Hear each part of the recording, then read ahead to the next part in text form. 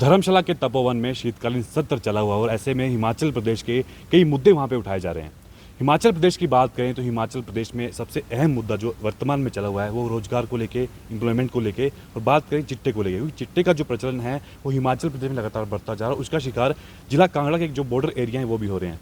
इस वक्त इस चर्चा में हमारे साथ मौजूद हैं नूरपुर के विधायक जी हैं। इनसे कुछ बातचीत करेंगे किस तरह से वर्तमान में जो शीतकालीन सत्र चला है इसको किस तरह से देखते हैं और क्या कुछ मुद्दे नूरपुर के इनके द्वारा उठाएंगे। तो रवीन निक्कर जी हमारे साथ मौजूद, इनसे बातचीत करते हैं क्या कुछ कहना है इस शीतकालीन सत्र को लेकर। स्वागत है हमारे चैनल पे। धन्यवाद जी। सर, सबसे पहले जानना चाहेंगे जो शीतकालीन सत्र चला हुआ है किस तरह से इस सत्र को देखते हैं, क्या कुछ कहना चाहेंगे। शीतकालीन सत्र के 3 दिन बीत गए हैं और हमारे हिमाचल की जो नौजवान हैं बेरोज़गार हैं, अपने रोज़गार की तलाश में हैं। कर्मचारी, पूर्व कर्मचारी पूरे हिमाचल प्रदेश के तपोवन में विधानसभा को घेरने के लिए भारी तादाद में इकट्ठे हो रहे हैं। 4 तारीख को भारतीय जनता पार्टी हिमाचल प्रदेश कांग्रेस सरकार के 3 साल बीतने के ऊपर जो वायदे इन्होंने हिमाचल प्रदेश के नौजवानों के साथ किए थे, हिमाचल प्रदेश की माताओं बहनों के साथ किए थे, किसान भाइयों के साथ किए थे, कांग्रेस सरकार उनके ऊपर जरा भी नहीं उतरी। 3 साल का समय बीत गया। आज हर तरफ त्राहिमाम हो रहा है। अगर बात करें बॉर्डर का एरिया जो हमारा हिमाचल प्रदेश का है, पंजाब से होते हुए नूरपुर, इंदौरा, फतेहपुर की ओर से पुलिस ज़िला हमारा वहाँ पर बन गया। पुलिस ज़िला बने हुए कितना टाइम हो गया, मगर वहाँ पर नौजवानों की तैनाती बहुत कम है। हमारी चौकियों में पुलिस बल बहुत कम है। सारा बॉर्डर का एरिया है। आए दिन कोई ना कोई चिट्टे की बड़ी खेप, कोई ना कोई हमारा वहाँ पर अलग अलग जो नशा है, भांग है, अफीम है, भुक्की है, चिट्टा है, इस तरह के नशे हिमाचल की ओर बढ़ते जा रहे हैं।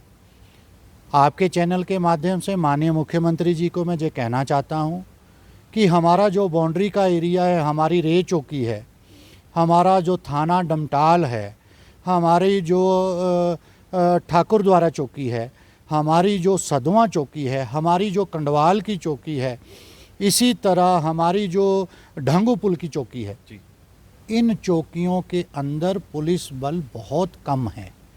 जिला पुलिस तो बना दिया, मगर अतिरिक्त जो पुलिस बल वहाँ पर चाहिए था बॉर्डरों के ऊपर, इलीगल माइनिंग हर बाउंड्री के ऊपर होती है। फतेहपुर से बात करें, फतेहपुर के रे से लेके हमारे विधायक भवानी सिंह पठानिया जी ने भी बात रखी कि वहाँ से किस तरह इलीगल माइनिंग होती है, खड्डे खाली कर दी गई हैं। इसी तरह हमारा पूरा फतेहपुर से लेके इंदौरा से लेके नूरपुर तक पूरा पंजाब का बाउंड्री एरिया है।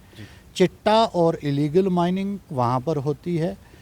माननीय मुख्यमंत्री जी ध्यान दें, जो हमारा जो पुलिस डिस्ट्रिक्ट बना है, देरा अभी बना है, तो वहाँ पर इन्होंने अतिरिक्त पुलिस बल तैनात कर दिया, जबकि नूरपुर पुलिस ज़िला बने हुए कितना टाइम हो गया। वहाँ पर बहुत नौजवानों की कमी है। वहाँ पर एक तो पुलिस बल पूरा करें ताकि जो चिट्टे की खेप है हिमाचल की ओर ना बढ़े। और मैं बात करना चाहूँगा बेरोज़गारी के ऊपर। कांग्रेस की सरकार ने 1 लाख नौकरियां देने की बात कही थी, मगर 3 साल बीत गए, अभी नौजवान बहुत परेशान हैं। इसका रिज़ल्ट जो है आने वाले चुनावों में दिखेगा।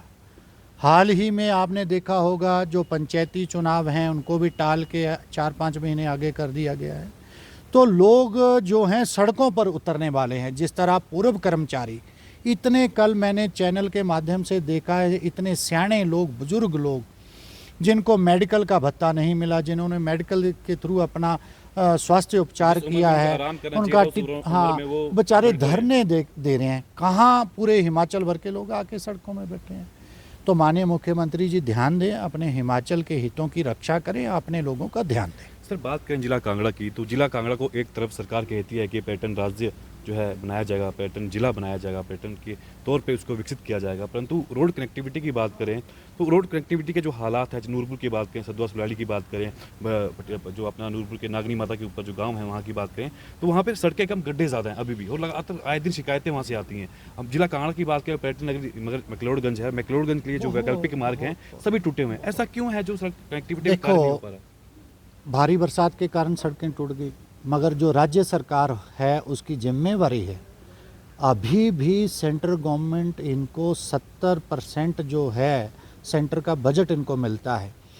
नेशनल हाईवे जो रोड हैं सारे सेंटर के पैसे इनको आते हैं, NHAI के रोड हैं सभी सेंटर के पैसे आते हैं। तो स्टेट हाईवे कितने हैं? मात्र थोड़ी जैसी सड़कें जो हैं स्टेट हाईवे बचे, उनमें भी प्रधानमंत्री ग्रामीण सड़क योजना के माध्यम से चरण 3-4 आ गया है, कुछ सड़कें उसमें आ गई हैं। तो स्टेट गवर्नमेंट के पल्ले बहुत कम सड़कें हैं। अगर उन सड़कों को भी नहीं सुधार पाए तो क्या करना है? अगर नूरपुर हॉस्पिटल से लेकर सदवा तक की बात करें तो बहुत बुरा हाल है सड़क का। खुशीनगर से लेकर मिंजग्रां की बात करें तो बहुत बुरा हाल सड़कों का है। अगर हम बढ़वार से लेकर बरूही खजियाँ की बात करें, बढ़वार से लेकर टीका नगरोटा की बात करें तो इतना सड़कों का बुरा हाल है। मैं पिछले कल ही अभी मैक्लोडगंज गया तो खड़ा डंडा रोड, कब से बरसात ख़त्म हो गई है।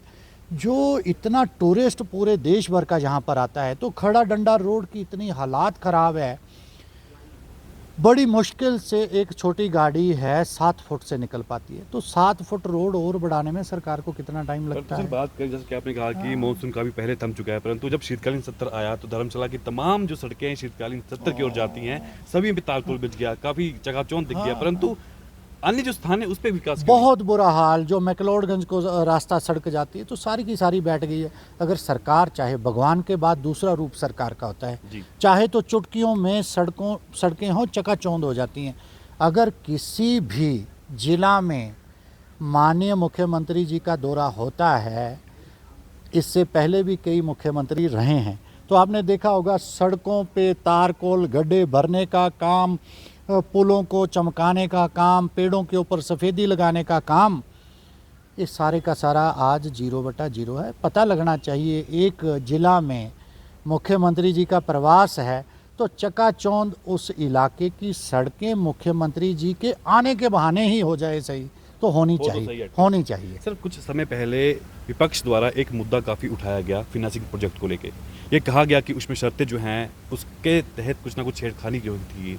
वर्तमान में किस तरह से उस मुद्दे को देखते हैं? शीतकालीन सत्र चला और ऐसे में काफ़ी बड़ा वो प्रोजेक्ट है, काफ़ी लाभ जनता को उसका मिलने वाला है, पर क्या कहना चाहेंगे? नूरपुर के किसानों के हित का जो प्रोजेक्ट है, केंद्र सरकार ने 300 करोड़ के लगभग पैसे स्वीकृत करके खजाने में डाल दिए हैं।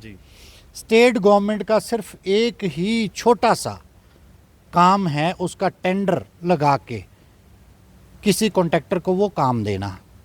क्या फ़ायदा अगर उसकी किस्त, अगर पहली किस्त लैप्स हो जाएगी, दोबारा पैसा लाना बड़ा मुश्किल होता है। अगर हिमाचल को वो पैसा केंद्र की ओर से मिला है तो हमारी एक भी किस्त लैप्स नहीं होनी चाहिए। समय के रहते हुए उस टेंडर में जिन जिन कॉन्ट्रैक्टर ने पार्टिसिपेट किया है, जो उसमें प्रथम आया है, उसको बैठाकर फटाफट उसको काम को अवार्ड उसका काम कर देना चाहिए, ताकि हमारी केंद्र द्वारा आई हुई किस्त लैप्स ना हो, हमारे किसान भाइयों को फिनांसिंग प्रोजेक्ट जल्दी से जल्दी तैयार हो, उसका लाभ हमारे किसान भाइयों को मिलना चाहिए। विपक्ष ने लगाए हैं कि फिनांसिंग प्रोजेक्ट में अपने व्यक्तियों को लाभ देने के लिए उसमें जो शर्तें थी उसको हटाया गया है और उससे छेड़छाड़ की गई है, और अपने व्यक्ति को बेनिफिट देने के लिए जो है उस मुद्दे को जो है ऐसा है। ठीक है, कौन कॉन्ट्रैक्टर उसकी टर्म एंड कंडीशन पूरी करता है उसको देखना सरकार का काम है। जो मौजूदा सरकार है उसकी टर्म एंड कंडीशन देके, उसकी टर्नओवर है उस टेंडर डालने की,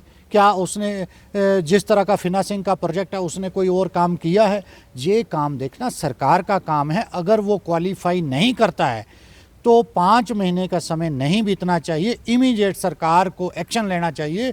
अगर वो कॉन्ट्रैक्टर क्वालिफाई नहीं करता है उसको हटा के दोबारा रीटेंडर कॉल करके फटाफट और कंपनी कोई आएगी, ताकि हिमाचल में जो आया हुआ बजट लगभग 300 करोड़ का है वो हमारे किसान भाइयों के काम आए और एक भी किस्त उसकी लैप्स नहीं होनी चाहिए। मामला है ये मुख्यमंत्री के संज्ञान में भी ला दिया गया है, उनके ध्यान में है। मैं पर्सनल सेशन के दौरान अभी माननीय मुख्यमंत्री जी से रूबरू मुलाकात नहीं हुई, फिनांसिंग प्रोजेक्ट को लेकर मैं माननीय मुख्यमंत्री जी से पर्सनल तौर पर मिलूंगा, ताकि ये नूरपुर का मुद्दा है, केंद्र सरकार का बजट है और सरकार की बहुत बड़ी बेइज्जती हो रही है कि पैसा आया हुआ है, अगर उसकी किस्त लैप्स हो जाए तो इस सरकार की फेलियर उसमें गिना जाता है। मगर जो अधिकारी हैं फटाफट उस टेंडर को अगर वो क्वालिफाई करते हैं तो यस करें, उसको अवार्ड लेटर दें, अगर क्वालिफाई नहीं करता है तो उसको निरस्त करके फिर रिकॉल टेंडर किया जाए। धन्यवाद। ये थे रणवीर निक्का जी, इनसे हमने बातचीत किया शीतकालीन सत्र को लेकर, किस तरह से शीतकालीन सत्र को ये देखते हैं और क्या कुछ विशेष तौर पर इनका कहना है। तो फिलहाल इस स्ट्रीम में इतना ही, बने रहिए इनॉक्स न्यूज़ के साथ। फिलहाल यानी मुझे अभिषेक प्रधानी को इजाज़त। धन्यवाद। जय हिंद, जय भारत।